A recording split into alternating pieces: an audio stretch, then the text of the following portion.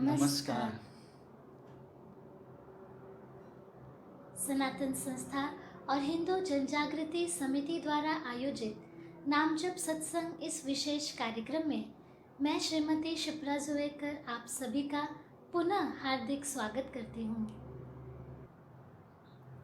यहाँ के स्थान देवता, वास्तु देवता और जगत गुरु भगवान श्री कृष्ण जी के चरणों में प्रार्थना करते हैं कि आज का यह कार्यक्रम निर्विघ्न रूप से संपन्न हो।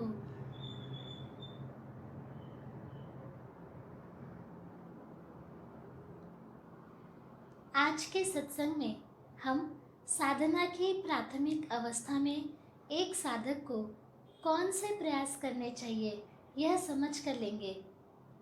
अब हम नाम सत्संग का प्रारंभ करेंगे। सनातन संस्था के धर्म प्रचारक संत सद्गुरु नंद कुमार जादव जी हमें मार्गदर्शन करेंगे और उसके बाद प्रत्यक्ष संतों के साथ हम सामूहिक नाम जप अर्थात एक ही समय पर अपने अपने स्थान पर नाम जप करने का प्रयास करेंगे। अब मैं सनातन संस्था के धर्म प्रचारक संत सद्गुरु नंद कुमार जादव जी से प्रार्थना करती हूँ कि हमारा मार्गदर्शन करें। जी, मैं भगवान श्री कृष्ण जी के चरणों में वंदन करता हूँ। आप सभी से अनुरोध है कि आप अपने उपास्य देवता अथवा इष्ट देवता अथवा कुल देवता से प्रार्थना करें कि आज का यह कार्यक्रम हम निर्विघ्न रूप से सुन पाएं। आज के सत्संग में हम प्राथमिक अवस्था के साधक को कौन से प्रयास करने चाहिए ये विस्तार से समझ कर लेंगे।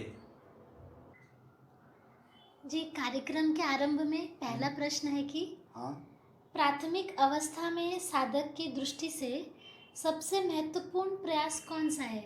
अच्छा, बताता हूँ। जी, प्राथमिक अवस्था में सबसे महत्वपूर्ण प्रयास है कि अपने मन से कुछ नहीं करना है। जो साधना में उन्नत है उनका कहना मानना चाहिए। उन्नत का अर्थ है योग्य साधना करने वाला। साधना में हमें आध्यात्मिक उन्नत साधक अथवा संतों का कहना मानना चाहिए। जो अभी साधना आरंभ करने वाले हैं वे पहले मैं कौन सी साधना करूं ये आध्यात्मिक दृष्टि से उन्नत साधक अथवा संतों से पूछें। आपके संपर्क में यदि सनातन संस्था के साधक हों तो आप उन्हें भी पूछ सकते हैं। आप में से जो पहले से साधना कर रहे हैं वे मेरी साधना उचित है कि नहीं ये उन्नत साधक अथवा संतों से पूछें। पूछने के उपरांत आप में से जिन्हें यह पता चलता है कि उनकी साधना अनुचित है तो वे आज से ही अपनी साधना में परिवर्तन करने का प्रयत्न करें। कुछ काल तक की गई साधना में अकस्मात परिवर्तन करने में कठिनाई होती है। जैसे इस नामजप सत्संग में कुल देवता का नामजप और श्री गुरुदेव दत्त का नामजप बताने पर कुछ जिज्ञासुओं ने कहा कि हम पहले जो नामजप करते थे उसकी ही हमें आदत है, इसलिए कुल देवता का नामजप एकाग्र मन से नहीं होता है। यद्यपि इस प्रकार की कठिनाई हो तब भी योग्य साधना करने के लिए मन को आदत डालनी चाहिए। इस संदर्भ में हमारे परम पूज्य गुरुदेव तथा सनातन संस्था के संस्थापक परात्पर गुरु डॉक्टर आठवले जी के जीवन का एक प्रसंग आपको बताता हूँ। जब परात्पर गुरुदेव डॉक्टर आठवले जी प्राथमिक अवस्था के साधक थे, तब उन्होंने 2 वर्ष अपने इष्ट देवता पांडुरंग देवता का नाम जप किया था। जब उन्हें 2 संतों ने बताया कि पांडुरंग का नहीं, कुलदेवी का जप करो, तो उन्हें भी पहले 5-6 माह नाम जप परिवर्तन करने में कठिनाई हुई। उनके मन में ये भावना उत्पन्न हुई कि पांडुरंग भगवान को मैं कैसे छोड़ दूं। परंतु आगे चलकर वे कुलदेवी का नाम जप करने में सफल हुए। संतों की बात न मानकर भावनावश यदि वे पांडुरंग देवता की नाम जप करते रहते, तो उन्हें आगे चलकर गुरु प्राप्ति शीघ्र ना होती। कुलदेवता का जप करने मात्र 1.5 साल में ही उन्हें गुरु प्राप्ति हुई थी, अर्थात उनके जीवन में गुरु आए। जी, साधना में बुद्धि का लय होना महत्वपूर्ण बताया गया है। हाँ, प्राथमिक अवस्था के साधक को बुद्धि की ओर किस दृष्टि से देखना चाहिए? जी, साधना में बुद्धि का लय होना महत्वपूर्ण है ही। जी उसके कारण मैं बताता हूँ। जी मैंने अभी जो परात्पर गुरुदेव जी का उदाहरण बताया, उससे भी हमें ये समझ में आ सकता है। परात्पर गुरु डॉक्टर जी ने अपनी बुद्धि के अनुसार पांडुरंग देवता की साधना ना कर संतों का कहना माना, इसलिए उनकी उन्नति हो पाई। साधना में बुद्धि की बाधा को दूर करना आवश्यक होता है।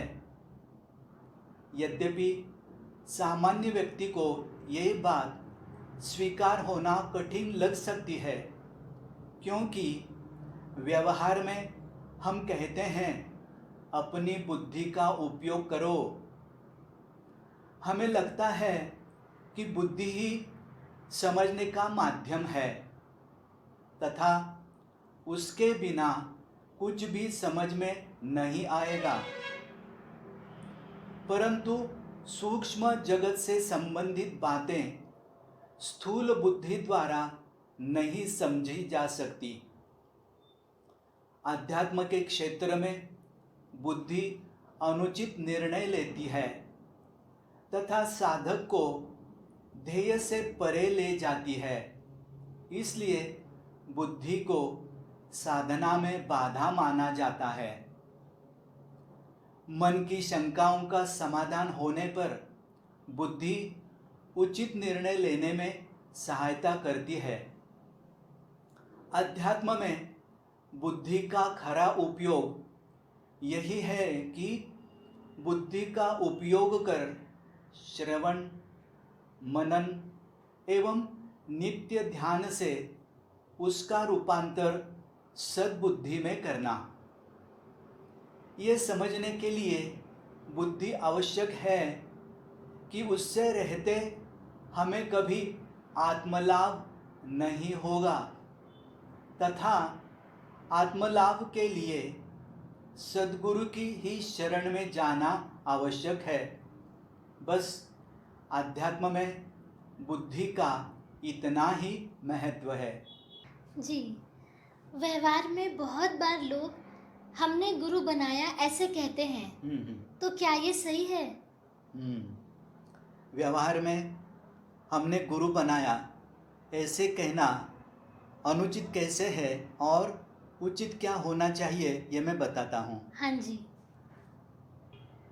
प्राथमिक अवस्था के साधक को आध्यात्मिक गुरु ढूंढने का प्रयत्न नहीं करना चाहिए। गुरु बनाना यह विचार उसी प्रकार से गलत है जैसे कोई विद्यार्थी चुनेगा कि मेरा शिक्षक कौन होगा।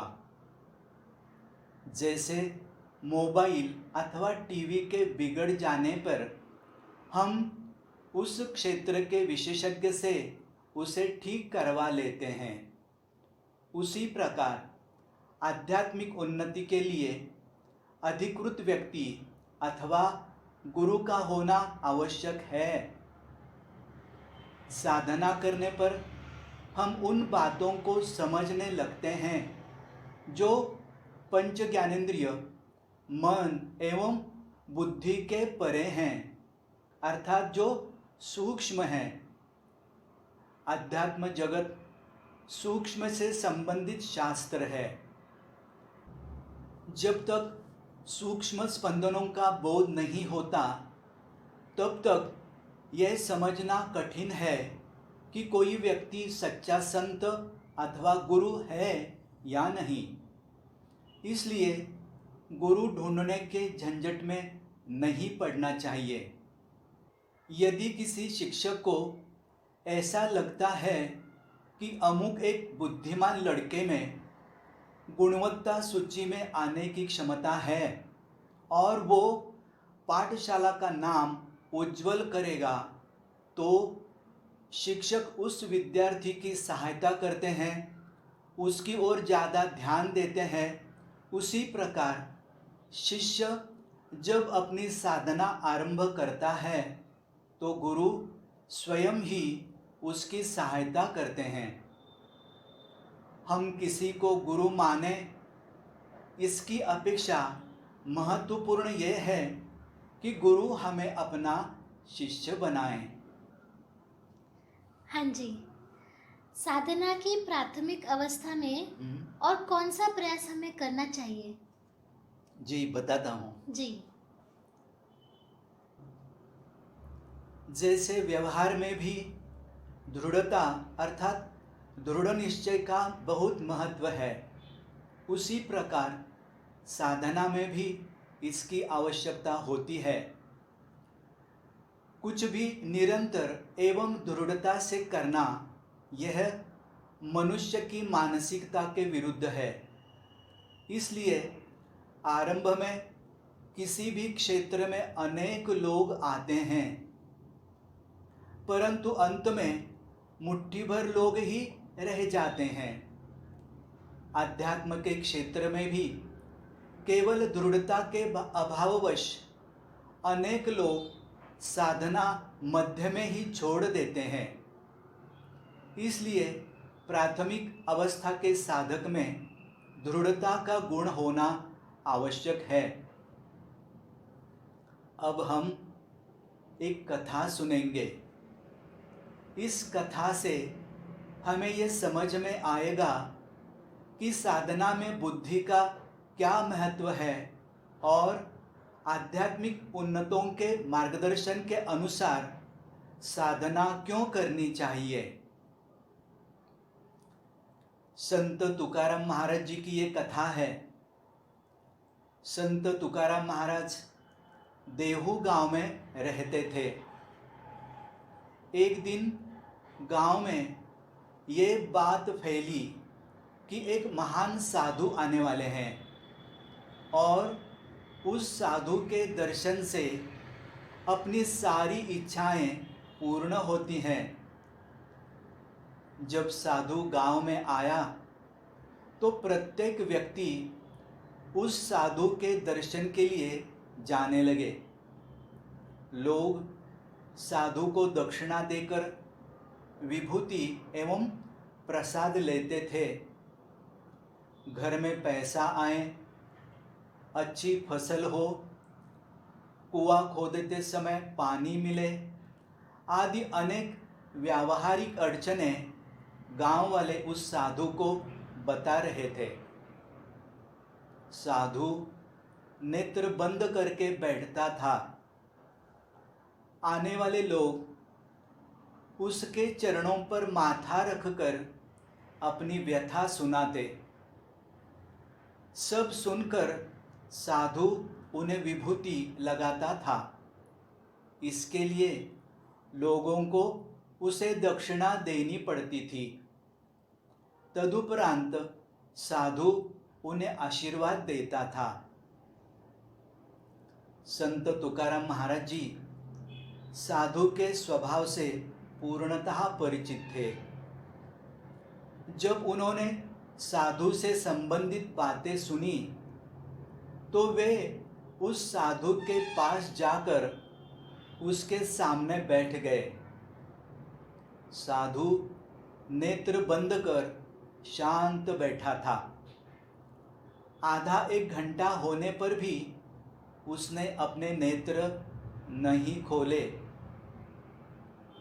कुछ समय उपरांत साधु ने नेत्र खोले तथा संत तुकाराम महाराज जी को सामने बैठा देखकर उसने प्रश्न किया, आप कब आए?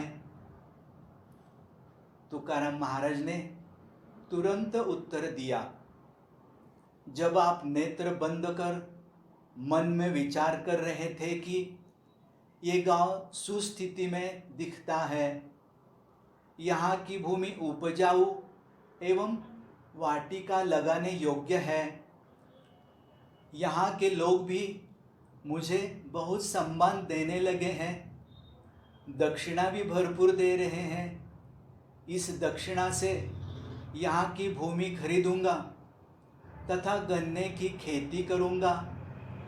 खेती से मुझे असीमित धन प्राप्त होगा। वो धन आप गिन रहे थे, उसी समय मैं यहाँ आया। उनके ये शब्द सुनकर वो ढोंगी साधु घबरा गया। उसके मुख से एक भी शब्द नहीं निकल सका। वो समझ गया कि अब इस गांव में मेरी दाल नहीं गलेगी। इसलिए वो दूसरे दिन सूर्योदय से पूर्व ही किसी को बिना बताए अपना बोरिया बिस्तर समेटकर वहाँ से 9-2-11 हो गया। साधना करने से अपनी सूक्ष्म बुद्धि का विकास होता है, अर्थात पंच ज्ञानेंद्रिय मन और बुद्धि के परे जो संवेदनाएं होती है उनका ज्ञान हमें होने लगता है। संतों की सूक्ष्म बुद्धि जागृत होती है। वे इस ज्ञान का उपयोग समाज हित के लिए करते हैं, इसलिए वे हमें योग्य साधना बता सकते हैं। अब हम नामजप की प्रत्यक्ष कृति करेंगे। नामजप करते समय भगवान श्री कृष्ण के छायाचित्र की ओर देखकर मन का आलंबन यानी मन को एकाग्र करने का प्रयास करें। मन का आलंबन भगवान के चित्र पर करने से मन में आने वाले निरर्थक विचारों की मात्रा अल्प होती है और नामजप अधिक एकाग्रता से होता है। जिनकी प्रकृति आंखें बंद रखकर ध्यान की अवस्था में जप करने की है, वे उसी प्रकार से भी जप कर सकते हैं। नाम जप करने के बाद मन को कैसे लगा, इसका भी हम स्वयं का निरीक्षण करेंगे। और अब नामजप के संबंधी अधिक सूचनाएं श्रीमती शिप्रा जी हमें देंगी। जी, अब हम भगवान श्री कृष्ण जी का नाम जप ऑडियो के द्वारा लगाएंगे। इस ऑडियो की एक विशेषता है, सनातन संस्था की संत और सद्गुरु श्रीमती अंजलि गाडगिल जी ने यह सात्विक जप का उच्चारण किया है। यदि आपको अन्य किसी देवता का नाम जप करना हो तो आप कृपया ऑडियो म्यूट करके नाम जप कर सकते हैं। नाम जप का समय पूरा होने के पश्चात हम आपको सूचित करेंगे। नाम जप का आरंभ करने से पहले हम अपने इष्ट देवता, कुल देवता या भगवान श्री कृष्ण जी से प्रार्थना करेंगे। हमारा नाम जप भावपूर्ण और एकाग्रता से हो, ऐसी आपके चरणों में प्रार्थना है।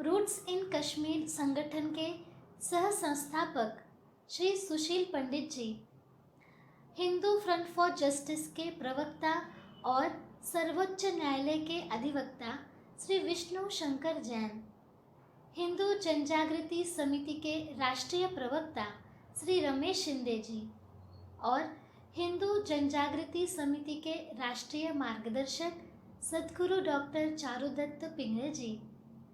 इस ऑनलाइन चर्चा सत्र का लाभ आप सभी अवश्य उठाएं तथा अपने मित्रों परिचितों को भी अवश्य बताएं।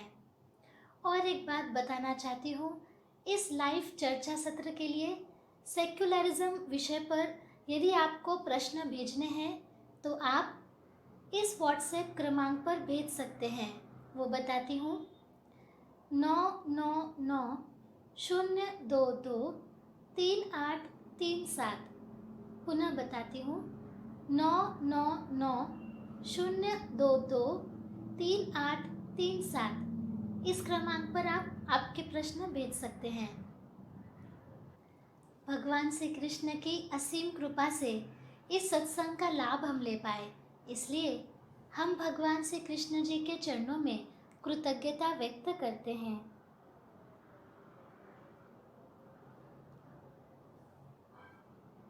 किसी भी कार्य से पूर्व प्रार्थना करने से और कार्य पूरा होने के बाद कृतज्ञता व्यक्त करने से कार्यक्रम में आने वाली बाधाएं दूर होती हैं। आज का यह नामजप सत्संग यहीं संपन्न होता है, ऐसा मैं घोषित करती हूँ। नमस्कार।